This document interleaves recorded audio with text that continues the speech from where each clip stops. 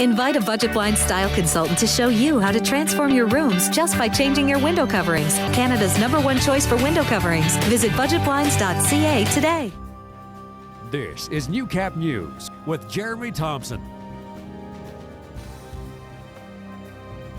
Good evening and thank you for joining us. Maidstone RCMP responded to a fatal collision on Highway 303 north of Waseca around 2 o'clock yesterday afternoon. Police say a car was heading westbound on Highway 303 when it went over the center line and collided head-on with an SUV going east. The driver of the SUV tried unsuccessfully to avoid the collision. An adult driver and the only passenger in the car were pronounced dead at the scene. The driver of the SUV and an infant passenger were not injured, but transported to Lloydminster Hospital just as a precaution. The traffic was delayed at the junction of Highway 684 and 303, about 40 kilometers east of Lloydminster, for several hours. And Surrey RCMP are looking for 2 suspects after a shooting incident at an elementary school in that city yesterday. Police say the 2 men have ties to Alberta and Saskatchewan and are armed and dangerous.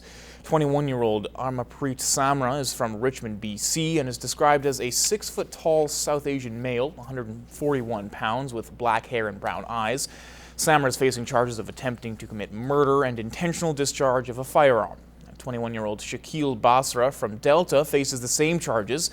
He's described as a 6'3" South Asian male, 150 pounds, with black hair and brown eyes. Police say they're associated with a light-colored Jeep with a Saskatchewan license plate 685JUD. Now, if you see these men or know their whereabouts, police say not to approach them, but to call 911 or your local RCMP instead. Well, today is a special day for Alberta, as cities and towns all over the province celebrate cultural days. Now, Chris Chacon stopped by the town of Vermilion for a fun-filled celebration in conjunction with a new event called Art in the Park. Music, food, and a lot of fun. All a part of Alberta Cultural Days and the inauguration of a new event. The Art in the Park is a fabulous new event that we're doing through the Good Life Institute. A little background is that in 2011, the town of Vermilion went through a branding opportunity to kind of showcase Vermilion and how can we dress ourselves up and be more attractive to tourism in the area. As a result, the town and residents worked to develop a new park in between the Heritage Museum and the Vermilion Senior Centre, but it didn't come so easy. Just over the last year, they have engaged and raised fundraising in order to bring the community oven, this beautiful building, and eventually there will be walking trails. When there's a project or something to be tackled, they get on board in a big way. And we helped out with some grant funding through the Facilities Enhancement Program from Alberta Culture, and the community then did its share, a lot of volunteer labor, a lot of materials that were donated, and of course some financial support as well. The community's hard work and dedication has really paid off. The building and the brick oven are fully functional and are already seeing some action. We are actually taking advantage of this amazing community oven that has just been finished for us almost. It was like custom made for us, but it's meant for the whole community to bake and have fundraising events and have community events. Aside from all the great entertainment, the event sponsor also took advantage of the large crowd, promoting a special initiative with this van. The Man Van is basically a portable kind of a lab, and they do blood tests to test for prostate cancer cells. It is an issue, a larger issue, and many of the communities main population are men over 40. This year's event was a big success, and plans for next year are already underway. Chris Chacon, Newcap News. Residents in the border city were given a unique opportunity at the Lloyd Ex today, a chance to return home tonight as the proud new owner of a rare or exotic animal as the biannual sale took place. Sold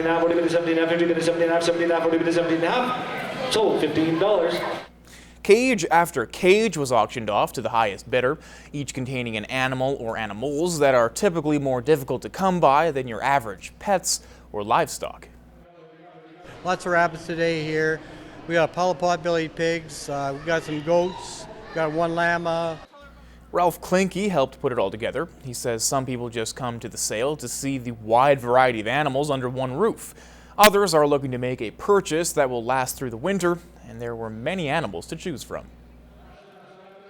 $25-30 say for the average rabbit. By the end of the sale today, because we're going to be going late today, because we got just about 1,000 boxes in there today, and we've got around 200 animals. If you missed your chance this year, not to worry, more rare and exotic animals will be on the auction block again next spring. Well, the food bank is looking a little fuller after College Park School found a creative way to pitch in this week. Our Hannah Tita has the details. Over 500 students formed a food assembly line and passed along donated non-perishables to the food bank. The school came together in an effort to replenish the food supply after poor economic times left the walls of the Salvation Army sparse. I've been here for just over 3 years, and this is the lowest I've ever seen it. We had our old community services worker, and she had been here almost 30 years and never seen it since she started this low, so it's been pretty crazy. After weeks of planning, staff and students got to see their hard work pay off. They managed to fill an entire truck with donated food. It's a very nice feeling to see all the kids from the different grades standing and working together to get this done and to be able to help the community in the way they are. Students, staff, yeah, everybody donated. I could honestly say almost every child in the school donated something. The Salvation Army is thrilled with how much the community has contributed in support of the much-needed service.